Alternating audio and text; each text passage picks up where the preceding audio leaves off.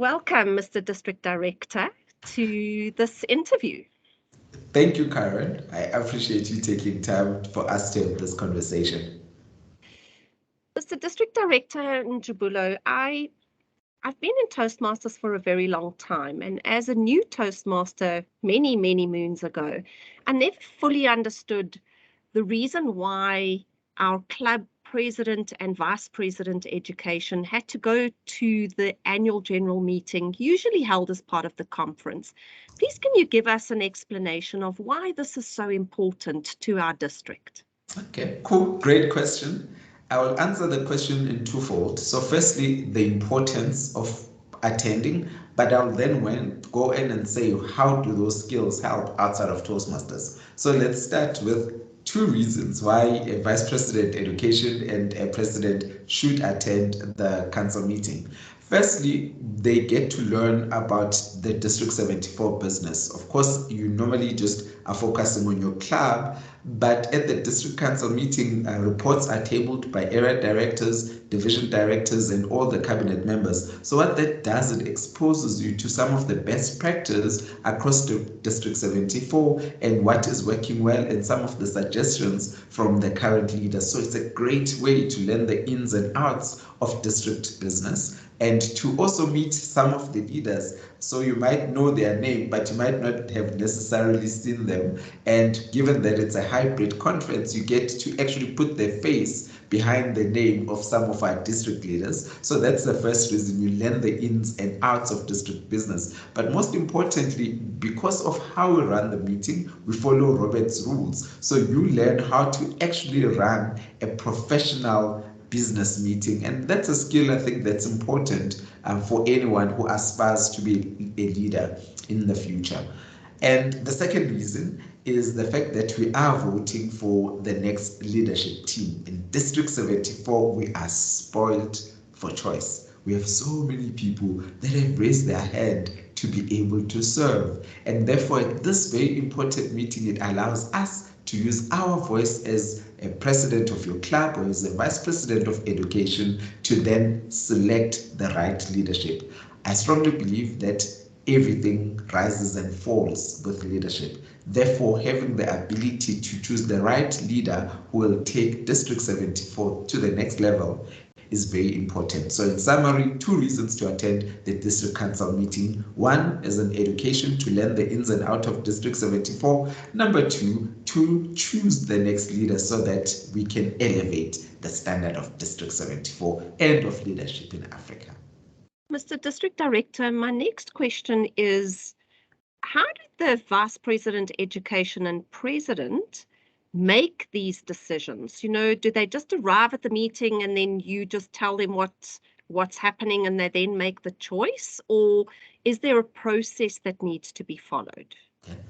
That's a fantastic question. In theory, this is how it's meant to work, and this is best practice, that prior to the elections, that we need to have a candidate showcase and have all the candidates listed. So the district leadership committee publishes the list of nominated candidates, and they are also publicized on the District 74 website, including all the reports. So if one goes to the Toastmasters74.org website under district business, you can then find all the district council documents. And as a leader, you then read through the material, but your question was specifically regarding electing the leader. And then as a leader, you can then decide, okay, these are the candidates I'm suggesting, and here are the reasons. Perhaps if there's an exco, the exco can get together and say, based on our observations, here is the recommendations. Do you guys agree? The exco can debate, and then they take that to the members and say, as Club XYZ, here is how we're going to vote. Can we please hear from you guys to let us know what your thoughts are? And if there are debates, the club can even vote on which candidates the club will vote. So as a vice president, education and president, you are actually representing the voice of the members for your club. As you know, every member matters. that's really comforting to know that I don't have to make a choice, especially if I'm not 100% sure about those particular candidates, and that the decision can be shared across our leadership team. But what about the rest of the district business? You know, I've been to a few of these meetings and there's all sorts of motions that are passed, and there are decisions that need to be made around whether we accept other countries like Angola and Mauritius into our district. How do I know that those are the decisions that I need to make? And how would I be able to inform myself about what those motions are in order to be prepared for the meeting? Okay, that's another fantastic question. So what typically happens is the administration manager will send a call for the district council meeting and a call for nominations, and they'll set a deadline. And the reason we have that deadline is to allow us, to your point, to then prepare necessary documentation or supporting evidence for that motion so that a person can make an informed choice. We then publish the motion alongside the reports on the District 74 website, and members can go and check that motion to familiarize themselves, that they can discuss it at club level so that the VP and president are representing the voice of the members of their club. That's what we do. We publish all the motions that have been tabled on the District 74 website. For this particular May 2022 conference, we haven't received any motions in time, so we're not going to have any motions for this one, except for the alignment motion.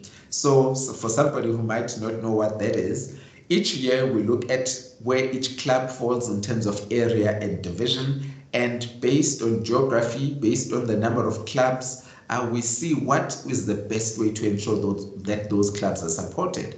And to ensure great support for the clubs, we align them to an area and to a division. Therefore, your current club, it's important for you to know in terms of the proposed alignment for the 2022-2023 year where the club is aligned. Typically, we forward this to the area director and the division director, who then circulates it prior to the district council meeting to the clubs for them to share their voice. So at the council meeting, it's actually not the first time we are hearing members' views on the motions. The motion, though, is for the entire District 74. So although your club falls in one area and you can comment and give feedback, what we vote on is the entire motion.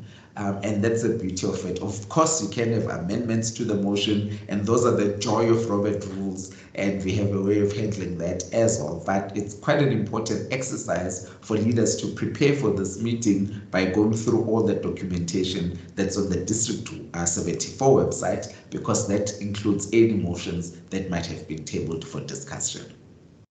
And Mr. District Director, are these documents stored on our District 74 website that leaders who have not seen this from their area director or division director have access to go and read this before Saturday morning? Spot on. Thank you. So on the District 74 website, that's www.toastmasters74.org, under District Business, District Documents, that's where all the relevant documents are available for download. So a vice president education, a president, an area director, division director, cabinet member can go there. But the beauty of this, because we have transparency in the system, is that any member can actually go and download. So it's a great exercise for a member who just wants to observe. You might not even be a vice president education and president, but you actually, as long as you're a member in good standing, you can attend so that you can learn. And when your time comes to serve as vice president of education or president, you can then be informed in terms of how the processes work. So I encourage all members of District 74 to register for the district council meeting taking place on Saturday, 7 May. I needed to make sure of that. It starts at 8 a.m. and that's an important message as well, Karen, is that at 8 a.m. the meeting room will be open. Each voting member needs to register for credentials at 8 a.m. They've got 8 a.m. until 8:59 to register to vote. So we're just making sure that we know who will be in the room. At 9 a.m., that's when the call to order for the meeting starts. But if you haven't registered for credentials, you forfeit your right to vote. Therefore, logging in at 8 a.m. Central African Time on Saturday, 7 May, would be critical for any Vice President Education and President, and obviously any member, but the member can just join at 9 a.m. because they're not a voting member. They're just there to observe.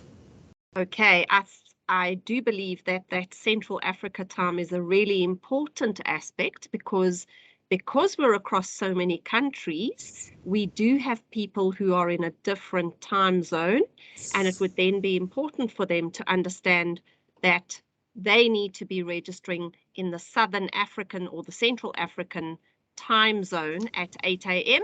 If they're a little bit further along, like Mauritius, then it may be a little bit earlier in the morning for them.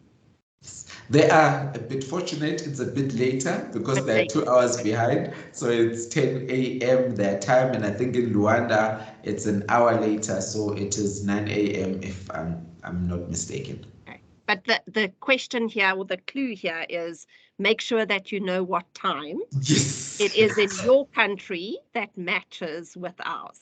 Yes, and we have some members that are actually not located in the borders of District 74, so they might be a member of the club, but they might be based in the US or somewhere else, Australia, for example, Nigeria. I know members that are dispersed across the world, so knowing your local time zone is important, and I think that's why we specify that we use Central African time, so you can just align your time zone towards that to make sure that you do log in at the correct time for you. And then I've got two last questions. The second last question is, what if my president and my vice president education are not available on Saturday? Can somebody else from my club represent them? Thank you for that important question. Because the session is virtual, the understanding is it's easier for anyone to then log in, and therefore we don't allow proxies. So for online events, no proxies. The person can log in wherever they are in the world to then be able to vote. And because of the ability to log in from wherever you are in the world, we don't have proxies. So a club member can't raise their hand and take the president's proxy who is unable to attend. For instance, they might have a work event, they might have a personal event, or something that's happening that in their personal life that prevents them from attending. Unfortunately, because we're online, we do not allow proxies for online district general meeting. Okay, so in summary, only the president and the vice president education can come to the meeting to vote, but it is open to all members to attend. We would have 2 votes, and that would be the vice president education, and the president would vote for 2 votes for each club. Our members don't have voting rights and they don't have speaking rights unless the district director recognizes them in the meeting. What's important is for us to understand our local time and to make sure that we sign in and we register for credentials.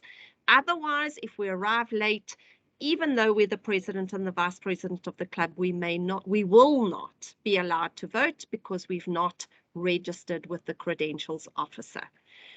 That it's a fabulous opportunity to learn about Robert's rules, as well as to learn about district business and to get connected with other people in other clubs and other areas and other divisions. Any last points you want to add about the business of Toastmasters before we move on to saying, as an individual, what could I learn? I think somebody might ask, so why must I learn Robert Rules of Order? And the answer to that is because you might serve as a body corporate chair, for instance, and then you have to understand that in your official capacity, you might serve as a board of a club and of a company, and you might use that. You might, for instance, be a trustee of a medical aid, and we'll use these rules across business. You might even one day, you never know, you might have political ambitions. Therefore, understanding how to run a meeting following Robert's rules is an important part of leadership upskilling, so that when you do get that opportunity, you are able to get in and do the best that you can with the experience you have learned from Toastmasters. And that's why Toastmasters is a great platform. And we say Toastmasters is where leaders are made. And leaders are chosen and elected too. And Yes. we cannot complain that we have the wrong leaders unless we step forward and put our mark to say, this is the leader that I want to lead me. So thank you, Mr. District Director, for your time and for your patience in answering all my questions. Thank you so Anything much. last comments you want to add for the membership before we close off this recording? I think just to thank members of District 74, we belong to a fabulous district with amazing members, the energy, the enthusiasm. So thank you to every single member of District 74 for exceeding expectations, because every member matters. Thank you, Karen.